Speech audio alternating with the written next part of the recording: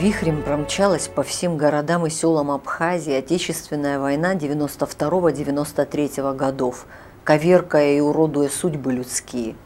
Кого-то зацепив лишь краем, а кого-то сразив под корень. Когда-то в этом проулке Замостянского края в городе Гудаута кипела жизнь. Сейчас здесь непривычно тихо, а люди собрались, чтобы помянуть родного и близкого героя Абхазии Мераба Кови. Этот дом стал наполняться фотографиями в траурной рамке, в частности, вот эта комната, брат, отец. Все связано, в принципе, с войной и через войну. В этой комнате ничего не изменилось за последние, 15, уже лет. Вот все как было. Служил на морфлоте, привез вот этот румпель, он так и висит. Любил песни, любил красивых женщин, любил кассеты. Магнитофоны устарели, выбросили, комнату выбросить не удалось, мебель тоже, наверное, устарела. Любил парфюм, остатки до сих пор стоят, фотографии его. Единственная ценность в этом доме, мы ничего не закрываем, как ни странно, в Гудауте все запирается, у нас все открыто, никто ничего не тронул. У людей остались автоматы, вещи, мы еле могилу нашли. Вот его фляжка, вот она случайно сохранилась. Вот это, наверное, самая дорогая вещь в этом доме. И орден, который правитель, с него звезда героя, да, которое правительство как бы решило его наградить посмертно. Вот тут его фотографии, все, что от него, в принципе, осталось. Даже постель, наверное, та же самая лежит. В общем, все как при нем, его руками сделано, и в негодность, наверное, приходит соответственно. Менять и трогать не приходится. Мать сюда подниматься уже не может. Вот так приходят ребята, друзья, двери открыты, вот здесь курят, кладут сигареты в разные памятные дни и уходят. То есть никто не спрашивает и не говорит, я там был и был. Кто-то для себя, для своей души.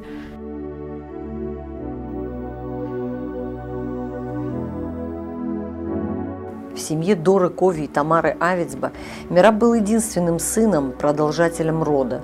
Старшая сестра Марина была и другом, и советчиком.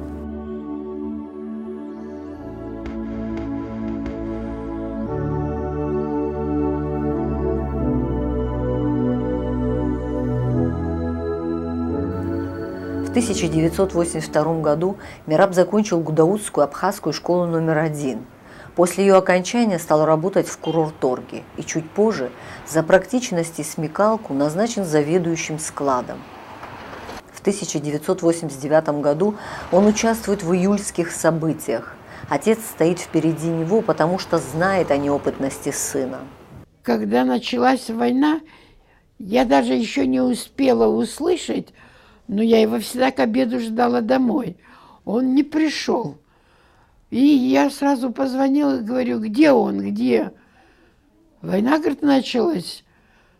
И он прямо оттуда с работы прямо уехал на Красный мост. И только уже, по-моему, к вечеру он вернулся.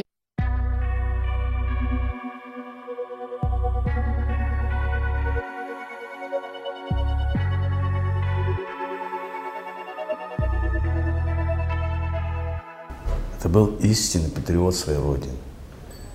И настоящий патриот. Он не бил себя в грудь, не кричал о любви к родине. Он делал то, что нужно было делать. Совершал ежедневный ратный подвиг. Это самый опасный оборонительный участок фронта был. Во-первых, закопаться негде. Скальная порода. И блиндажи, которые мы строили, просто для близиру были. А порой сперва мы строили и начинали камни, складывали. А камни, как известно, дополнительный поражающий элемент, когда в него попадает снаряд или что. Мы не знали даже, как окопаться. Мы вообще не умели воевать. Но учились по ходу войны, а потом уже учили других, которые приходили к нам к выполнению.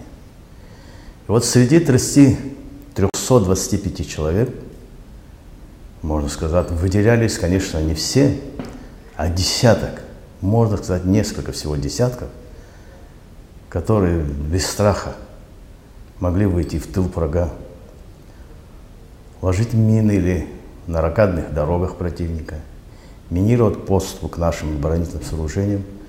Это могли делать такие люди, только как Мераб Кови. Человек 5 со мной или 6 с автоматами сидели прямо на дороге. Мераб, бедный, без автомата был. Тоже сидим, разговариваем. Мы устали чуть-чуть, спотели, устали. Мы сидим, а Ребята, которые приехали, значит, таскают бревна. Там бревна таскают, чтобы блиндажи делать. И в это время на нашей позиции раздается мощный взрыв. Один взрыв, второй взрыв. А это момент перемирия, когда никто не ждет, что боя не будет. И так случайно получилось, что у нас у 5-6 человек с собой были автоматы. И мы резко залегли, там вот вдоль дороги идут парапеты вот эти высокие. Залегли за парапет и открыли огонь. И в это время, поднимая голову, и только заметил, как Мераб пролетел, не то что пробежал, под огнем, вот по всей позиции. У нас вот первая позиция, когда вот видел, там дорога идет, и она идет как-то сверху вот так вот, и все снизу просвечивается. За считанное мгновение он пробегает весь вот этот участок, до своего блиндажа добегает, берет свой пулемет и открывает ответный огонь. И благодаря этому, что он начал стрелять, у них пулемет замолчал. Мы отсюда успели тоже отстреляться и отойти. Вот этот его поступок спас очень многих людей.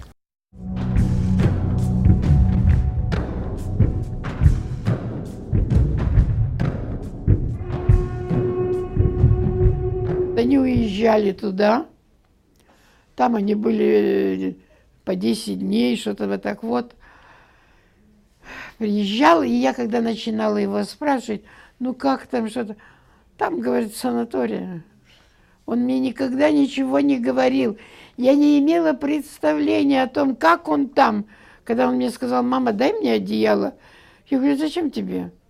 Ты же говорил, что у вас там тепло, а у них в шалашике над Гумесинским мостом, мне потом показывали, я ездила уже вот после этого, и мне показали, в каком шалашике они все были, одеяло ему дала. Когда он уезжает, я ему всегда в сумку что-нибудь соберу, дам. Мама, не надо, не надо. Умцан сарги, саса гылыр, агида гылыр, наси и цодный он.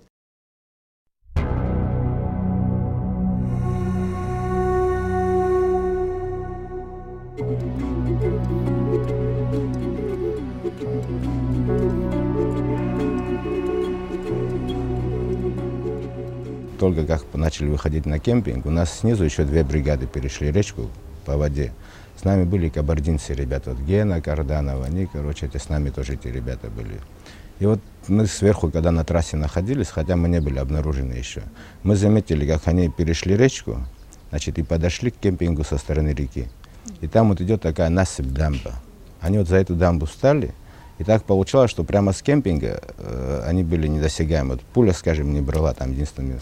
И они открыли огонь. Когда грузины их увидели, они что, они увидели, напрямую не возьмешь, они начали их обходить. Поднимаю глаза и смотрю, ползет Мераб.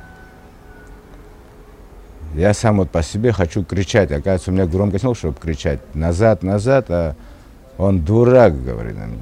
Неужели думаешь, я тебя брошу? Его голос уже четко слышал, и он подполз ко мне. Подполз ко мне, значит, я лежу, я ему одно и то же говорю: Мераб, уходи, вдвоем нам не уйти, Мераб, уходи.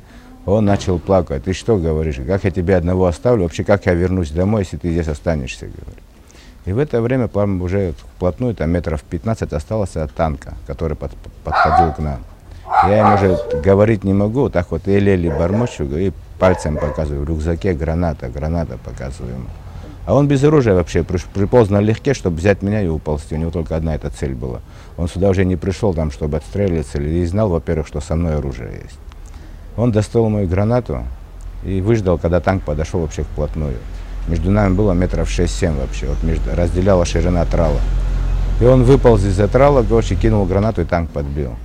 Да, вот это то, что он танк подбил, танк заглох. Он меня положил на мой же бушлат и поволок. Ну, там расстояние было тоже прилично, метров 150-200. Вот это все расстояние, он шел, полз со мной под обстрелом. Я тоже что мог говорить? Оставь, брось. Больше я ничем не мог ему помочь. Даже оттолкнуться от земли у меня не действовали ни ноги и руки. Вот он кое-как, с трудом, я видел, как он это все делает. Дополз до наших ребят.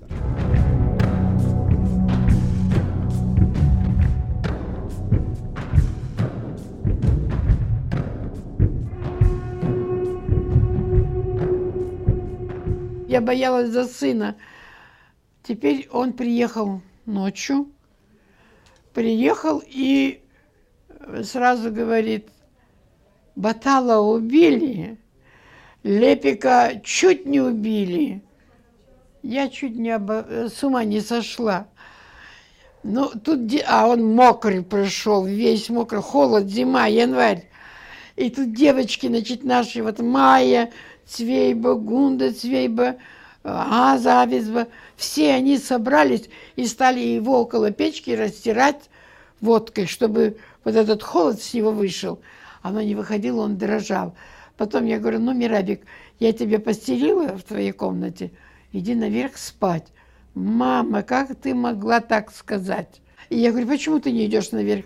Он говорит, Батал лежит в снегу, говорит, на улице. Как, говорит, я пойду в теплую постель? Он был рожден для этого поступка, честно сказать. Я не хочу высоким штилем говорить, но это такой человек был. Он всех любил, он готов был всем отдать себя без остатка. Друзья, это не пустой звук был. Другу нужно было отдать свою жизнь, он мог бы отдать. И таких, конечно, подразделений был не только он, но он наиболее яркая личность в этом подразделении.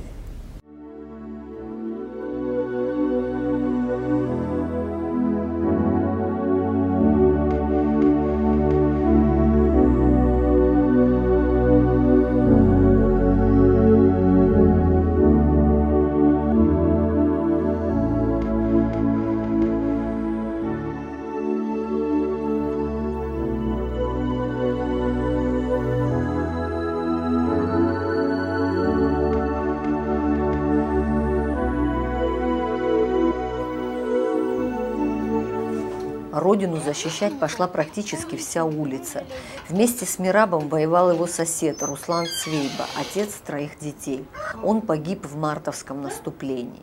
Они договорились не идти в одно место, чтобы один не погибал из-за другого, разделились.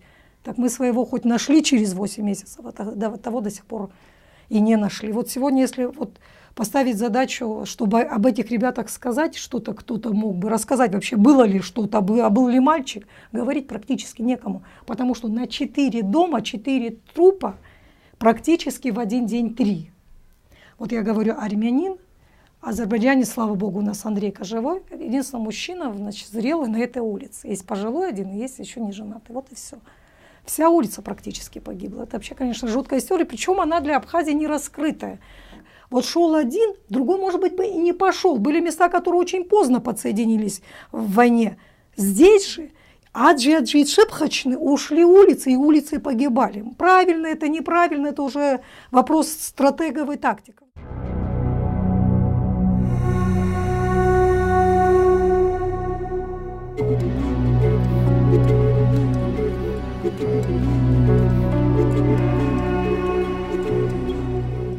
Уходят они, и Свет подогнал машину, и он говорит, мне нравилась одна девушка. И все время мы об этом говорили, и он, значит, в шутку говорит, сар год. Это он мне сказал. Потом они пошли. Я всегда, когда они уходили на позицию, до конца улицы доходила, смотрела им вслед. Он никогда не оглядывался. Так они уходили. Когда он уходил, он сказал, мама, я вернусь. С боями прошли, значит, они прошли, значит, вот кемпинг, прошли дальше, ушли в направлении города Сухуми. Ну, на каком-то отрезке времени, уже не доходя до окраин города Сухуми, они были остановлены, были атакованы. Но наступление, честно говоря, провалилось. Было, скажем прямо так, неудачное. И у него тяжело ранили его соседа, друга Ефрема Эксузян. Вот этого молодого человека, своего друга, соседа, брата по оружию, он нес почти 2 километра, сам будучи тяжело раненым. Есть такое местечко налево, на грузинской стороне было это местечко, называется 8-й полк, где базировалось подразделение внутренних войск МВД еще Советского Союза. Он донес его до этого места. И уже здесь они оба были расстреляны.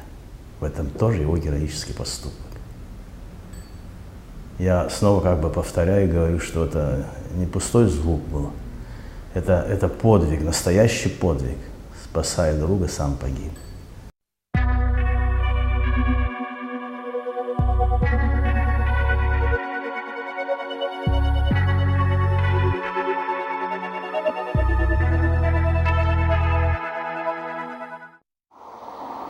Мераб не вернулся из Эшеры в те холодные мартовские дни. Семья долго не могла поверить в его смерть, все надеясь на чудо. Через 8 месяцев тело его было обнаружено в общей яме позади республиканской больницы. Похоронили его в селе Абгархук.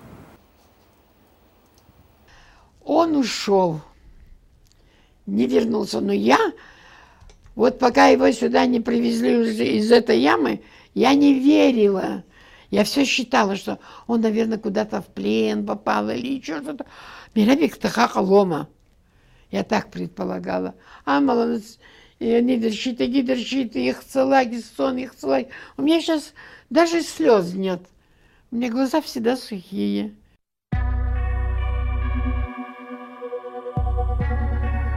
Такой героической оказалась судьба этого обычного абхазского парня. Правительство наградило Мераба Кови посмертно орденом Леона. Ему присвоено звание Героя Абхазии. Его именем названа улица в городе Гудаута. Но когда мы к ней приходим с сочувствием и говорим «Михайловна» и прочее, она говорит от своего имени, от имени всех матерей Абхазии. Знаешь ведь, Володя, гибель сыновей на поле брани – это такая же потеря для отчизны. Если из года исчезла весна. Весны, говорит, она меня не будет. Погиб мой любимый, единственный сын Мераб Кови. Мой сын говорит, мне весны не будет, но слава Богу, что пришла победа. Вам надо удержать эту победу. Вот так она, потерявшая единственного сына, всегда говорит нам. Говорит, конечно, не от своего имени, а от имени матерей. И в преддверии праздника, большого нашего дня, праздника, великого праздника, мне сдается, что мы чуть-чуть недооцениваем значимость нашей великой победы. Одержать большую победу, остаться созерцателем этой победы, упиваться этого нет. Я считаю, что нам нужно ежедневно, ежечасно, ежеминутно одерживать новые победы, большие или маленькие, как приложение той большой победе, ради которой отдал свою молодую жизнь Мераб Кови.